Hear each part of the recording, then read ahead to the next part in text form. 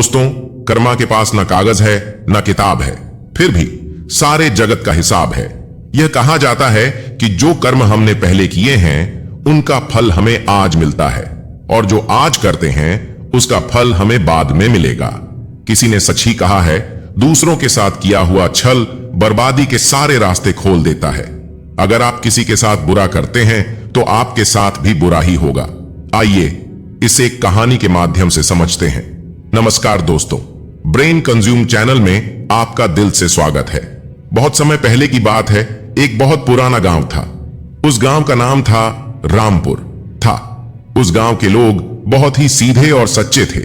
उसी गांव में एक बुजुर्ग आदमी, उसकी पत्नी और 2 बच्चे रहते थे।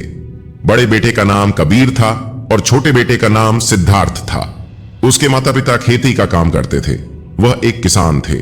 समय के साथ साथ वह दोनों भाई अब बड़े हो गए थे। सिद्धार्थ अक्सर अपने भाई कबीर को देखकर जलता था, क्योंकि कबीर स्वभाव से बहुत अच्छा था। वह सबकी मदद करता था। उसके दिल में सबके लिए दया और आदर भाव था। सिद्धार्थ का स्वभाव ऐसा था कि उसके दिल में दूसरों के लिए कोई दया नहीं थी। वह अपने माता पिता से भी ठीक से बात नहीं करता था। वह हमेशा दूसरों का अनादर करता और नुकसान पहुंचाते रहता था। धीरे धीरे काफी वक्त गुजर गया। कबीर और सिद्धार्थ के माता पिता का देहांत हो गया। उसके मां बाप इस दुनिया में नहीं रहे। कबीर उस वक्त घर पर नहीं था, वह दूसरे शहर गया था। जैसे ही उसको इस बात का पता लगा, वह सब काम छोड़कर दौड़ता हुआ अपने घर पहुंचा। कबीर को विश्वास नहीं हो रहा था कि उसके माता पिता अब इस दुनिया में नहीं रहे। कबीर और सिद्धार्थ ने उनका अंतिम संस्कार किया। वह बहुत दुखी था। वह उनसे बहुत प्रेम करता था। उसने गांव वालों को भोजन के लिए आमंत्रित किया और ब्राह्मणों को दान दक्षिणा देकर विदा किया। अब कबीर और सिद्धार्थ दोनों अकेले रहते थे। धीरे धीरे वक्त गुजरता गया। वह हर साल अपने माता पिता की बरसी पर ब्राह्मणों को भोजन कराता और दान देता। यह सब चीजें सिद्धार्थ को पसंद नहीं आती थी। वह कबीर से बहुत ईर्ष्या करता था और वह कबीर से जलते रहता था। उस राज्य का राजा बहुत अच्छा था। वह राजा सबकी मदद भी किया करता था।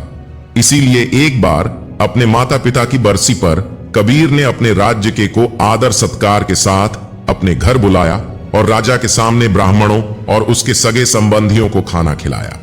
ब्राह्मणों को दान भी दिया ताकि उसके माता पिता स्वर्ग में अच्छे से खुश रह सके।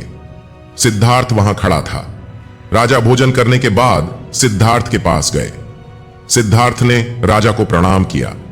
तभी राजा ने सिद्धार्थ से पूछा, तुम्हारा भाई तुम्हारे माता पिता के लिए इतना कुछ करता है, तुम ऐसा क्यों नहीं करते हो? आखिर वह तुम्हारे भी माता पिता थे। क्या तुम्हें यह समझ नहीं आता कि तुम भी अपने माता पिता के लिए कुछ कर सकते हो? सिद्धार्थ ने राजा से कुछ नहीं कहा और चुपचाप वहां से चला गया।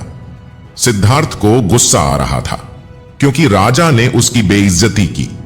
कबीर अब सबकी नजरों में अच्छा बन गया था। राजा ने भी उसकी तारीफ की थी और सिद्धार्थ सिर्फ चुपचाप देख रहा था। उससे यह सब देखा नहीं जा रहा था और वह कबीर से अपने अपमान का बदला लेने का सोच रहा था।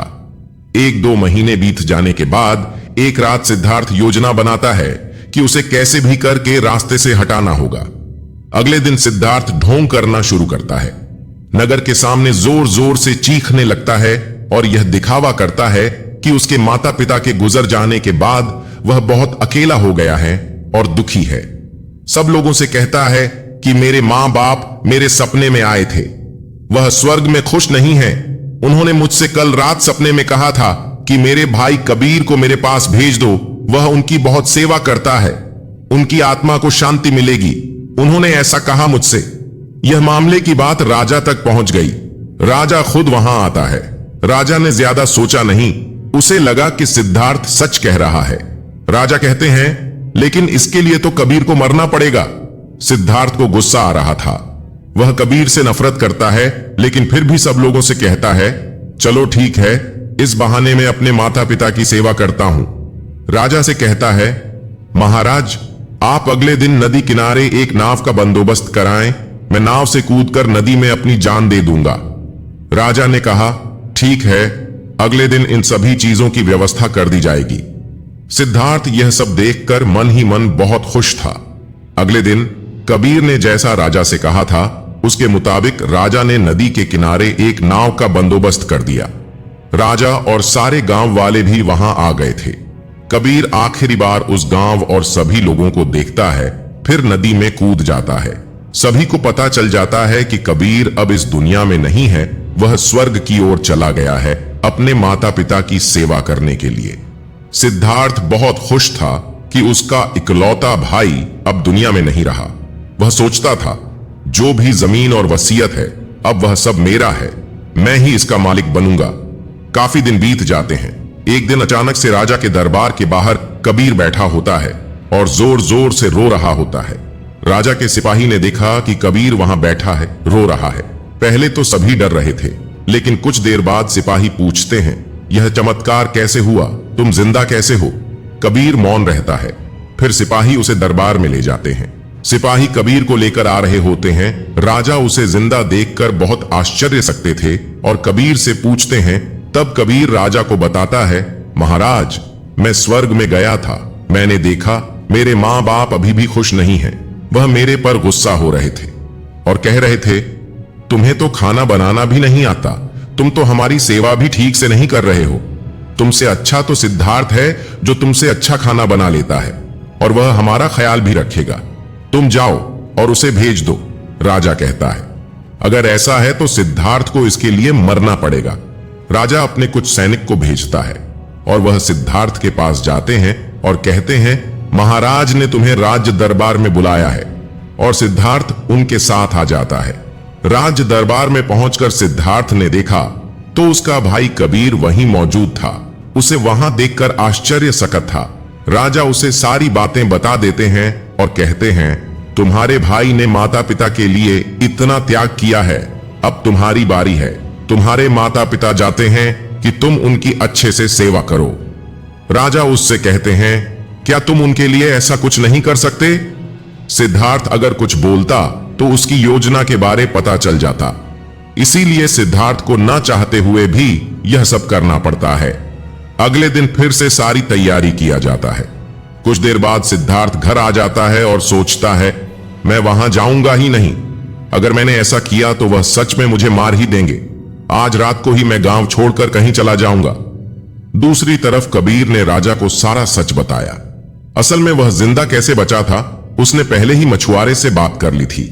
जब कबीर नदी में कूदा तो थोड़ी ही देर बाद मछुआरे ने उसकी जान बचा ली थी, जिससे उसकी जान बची और वह 1 महीने तक नगर से दूर रहा था और किसी को भी नहीं पता चला कि वह जिंदा है।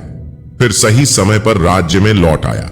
वह यह सब सिर्फ इसलिए किया क्योंकि वह उसके भाई सिद्धार्थ को एक सबक सिखाना चाहता था। इधर सिद्धार्थ शहर छोड़कर जाने की योजना बना चुका था। अपने योजना के अनुसार वह रात के अंधेरे में ही घर छोड़कर भाग जाता है। वह घर छोड़कर कुछ दूर गया ही था कि तभी राजा के कुछ सैनिकों की नजर उस पर पड़ती है और उसे रोकने का प्रयत्न करते हैं। सिद्धार्थ और सैनिकों के बीच हाथापाई और लड़ाई शुरू हो जाती है। सिद्धार्थ को सैनिकों ने पकड़ रखा था। सिद्धार्थ गुस्से में आकर एक सैनिक के सिर पर एक लकड़ी से मारता है। सिर पर चोट लगने से उसकी वहीं पर मौत हो जाती है। कबीर ने जो सारी बात राजा को बताई थी वह सिद्धार्थ को माफ करने वाले ही थे, लेकिन जैसे ही राजा को यह बात मालूम पड़ती है कि सिद्धार्थ गांव से भाग रहा था और उसने एक सैनिक की हत्या कर दी है, यह सारी बातें जब राजा को पता चलती हैं तो वह अब सिद्धार्थ पर और गुस्सा हो जाते हैं। राजा क्रोध में आकर उसे मृत्यु दंड का आदेश देते हैं। अगली सुबह उसे नाव से धक्का देकर मारने का आदेश जारी कर दिया जाता है। उसको उस आखिरी समय पर अपनी गलती का एहसास होता है कि जिंदगी के अंतिम वक्त में भी उसने लोगों का बुरा ही किया। वह रो रहा था। उसे भी अपने जीवन के आखिरी पलों में गलती का एहसास होता है। पर वह कहावत तो आपने सुनी होगी, अब पछताने से क्या होगा। जब चिड़िया चुग गई खेत से और पछतावे के साथ उसे अपनी जान से हाथ धोना पड़ता है। दोस्तों, कर्मों का फल ऐसा ही होता है, जैसी करनी वैसी भरनी।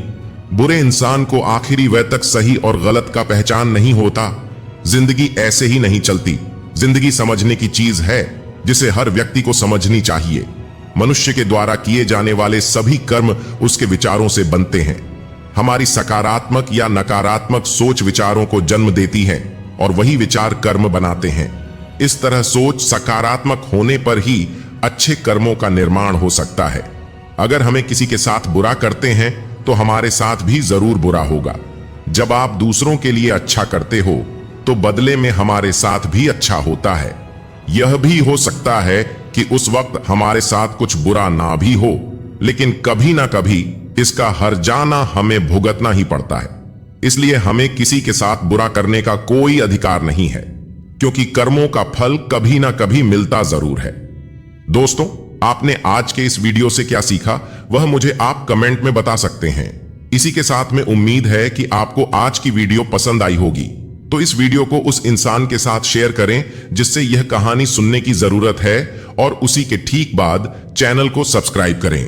तब तक के लिए अपना ख्याल रखें। धन्यवाद और नमो बुद्धाय।